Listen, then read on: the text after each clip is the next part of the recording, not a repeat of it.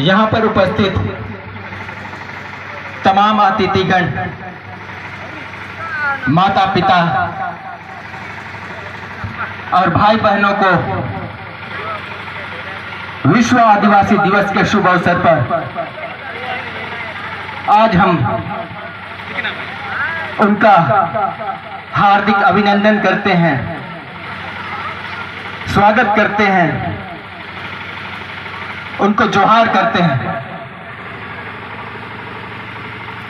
विश्व आदिवासी दिवस संघर्ष और बलिदान का दिवस है, क्रांति का दिवस है, उलगुलान का दिवस है।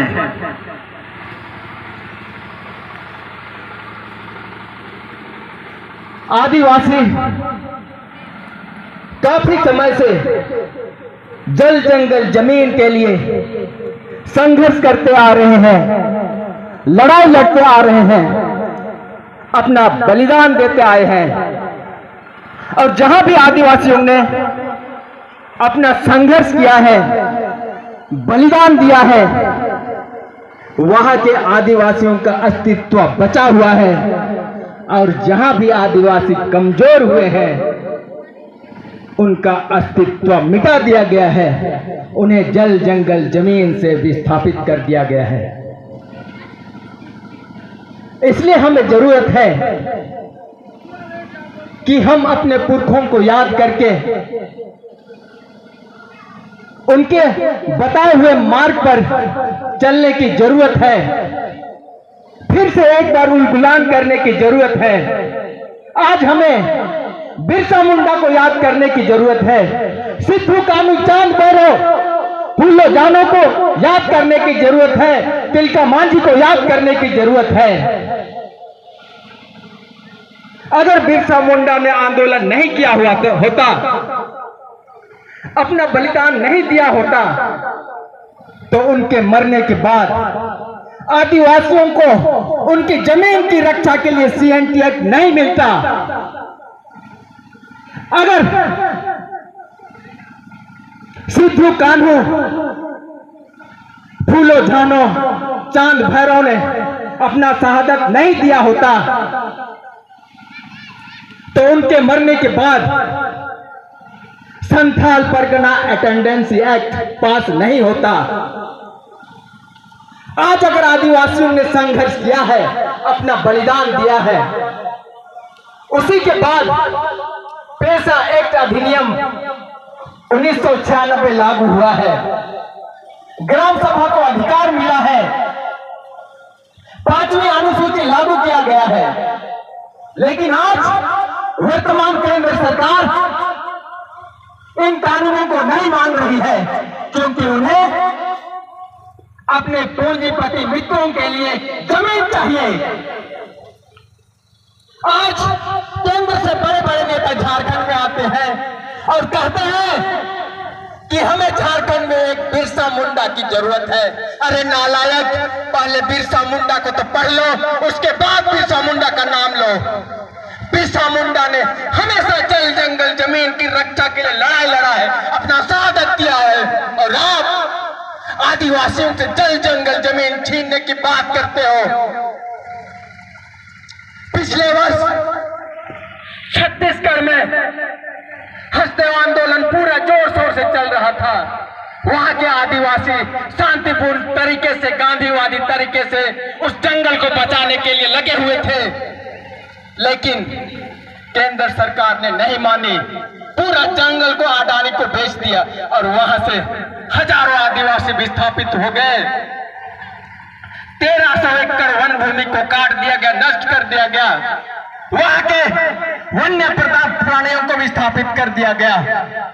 आप किस आदिवासियों की बात करते हो? किस बिरसा मुंडा की बात करते हो? जब झारखंड नहीं बना था तो यहाँ के आदिवासी सोचते थे, मूलवासी सोचते थे, अगर झारखंड अलग राज्य बनेगा तो हमें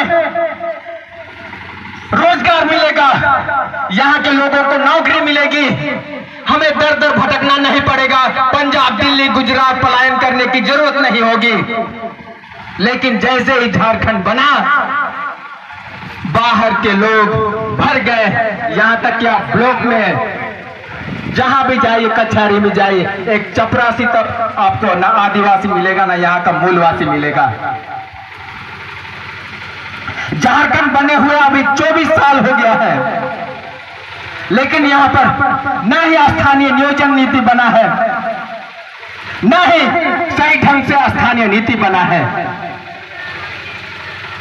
आज हम उन तमाम क्रांतिकारियों को याद करते हैं जिन्होंने अपना बलिदान दिया है। आज हम गंगा राम कलोंडिया को याद करते हैं जिन्होंने इचाक बांध परियोजना बनने से रोक लगा दिया था। भले उन्होंने शहादत दिया, लेकिन कम से कम वहां के आदिवासी पलायन होने के लिए तो मजबूर नहीं हुए। 80 के दशक में विश्व बैंक की ओर से पश्चिमी सिंहभूम में इचाक बांध परियोजना बन रहा था। वहां के हजारों आदिवासी विस्थापित होने वाले थे, सैकड़ों गांव डूबने वाला था। एक भूतपूर्व सैनिक गंगा राम कलोंडिया ने उसका विरोध किया था। सन 1971 में बांग्लादेश का लड़ाई में शामिल हुआ था और उन्होंने पाकिस्तान की सेना को हराने का काम किया था। और जब वो जंग से जीत कर आए तो उन्हें भारत सरकार के द्वारा सम्मानित किया गया था, राष्ट्रपति के द्वारा पुरस्कृत किया गया था। और जैसे ही उन्होंने यहाँ के आदिवासी मूल निवासियों के लिए आवाज उठाना शुरू किया, जल जंगल जमीन के लिए आवाज उठाया, उसे गोली मार दिया गया। आज सैकड़ों हजारों आदिवासी ऐसे हैं जो अपने जल जंगल जमीन के लिए लड़ रहे हैं। प्रशासन और सरकार उन्हें फर्जी नक्सली घोषित करने में लगी हुई है। अगर आज कोई नेतृत्व करता आगे बढ़ता है, आदिवासियों मूल निवासियों की आवाज उठाता है, तो उसको नक्सली बोलकर मार दिया जाता है या झूठे केस में जेल भेज दिया जाता है।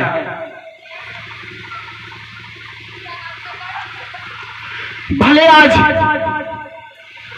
इस सभा में आदिवासियों की संख्या कम है, लेकिन जितना भी है कम से कम आज हमें संकल्प लेना होगा कि यहाँ कोई बाहर का आदमी आकर अत्याचार या शोषण करना ना सके हमारा।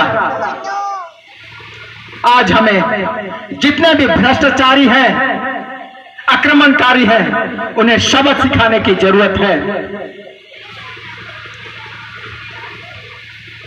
राजनीति के प्रकांड विद्वान डॉक्टर राम मनोहर लोहिया ने कहा है कि जमीन आदिवासियों की आत्मा है और अगर आदिवासियों से जमीन छीन ली जाएगी तो उनकी आत्मा भी चली जाएगी। इसलिए आप जहां भी देखिए, जहां से भी आदिवासी विस्थापित हुए हैं, उनका नामो निशान मिट गया है। कहां चले गए हैं, किस हालत में है, किसी को नहीं पता है।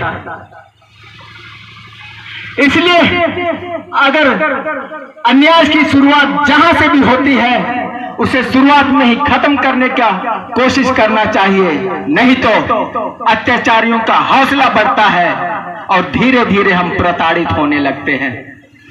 मैं इन्हीं चंद शब्दों के साथ आप सबों को हुल जोहार करता हूं, अपना वक्तव्य अंत करता हूं। धन्यवाद।